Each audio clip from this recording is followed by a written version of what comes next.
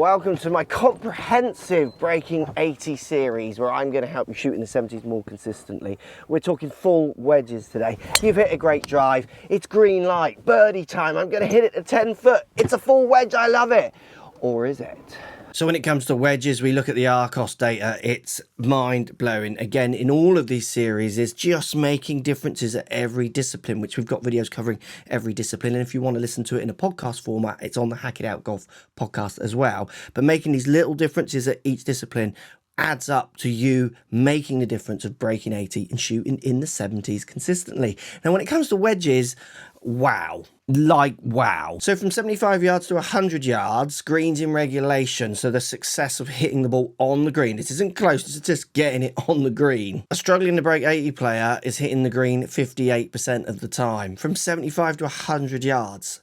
And from 100 to 125 yards, their success rate of hitting the green is 49% of the time. They're missing it a bit more than they hit it. From 100 to 125, this yardage often we'll be thinking of making sure we're attacking and improving our score. Where when you look at the break 80 shooters from 75 to 100 yards, they're hitting the green 70% of the time. And from 100 to 125 yards, so your full wedge shots, they're hitting it 64% of the time compared to the 49% of the person struggling to break 80. Getting your wedges working for you, hitting more greens with them can absolutely move the needle in saving drop shots and maybe sneaking a few birdies and getting rid of those disasters.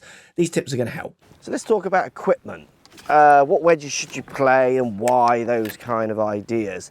So I make sure my wedges, more than ever before, blend. This is a game improvement wedge that goes with my set. I've got a second wedge here which goes with another set, so I have two wedges because I use strong lofted game improvement irons. And here's a huge issue I see with amateurs. They're happy to go and get fit for driver, they're happy to go and get fit for irons, yet they don't get fit for wedges, and then they end up having huge gaps. I plug the gap by basically having a second wedge, and then in turn I have two what we would call, let's say, specialist wedges. So I've got a 50 degree and a 58 degree, which obviously blend with my other set, but my 50 degree is more cavity back.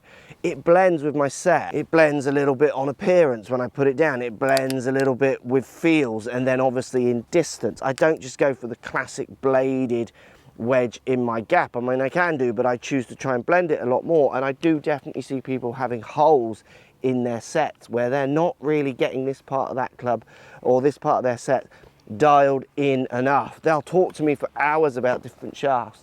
They'll talk to me for quite a long time about different clubs and irons and what ones to get. Yet when it comes to getting their wedges dialed in, sorted out, so where they've got these fuller wedges in the greens, they've got the weapons to do all the situations, they're not as happy to talk about it. This is an easy gain right here.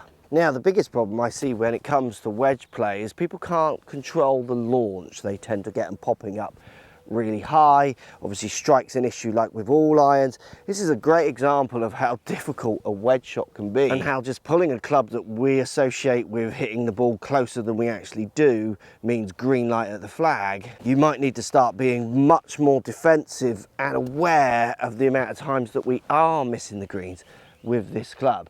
So at 110 playing out, it's 120, 110 with a slope, I cannot go left, ball is above my feet. Wedges tend to pull. All these things are going on in my head.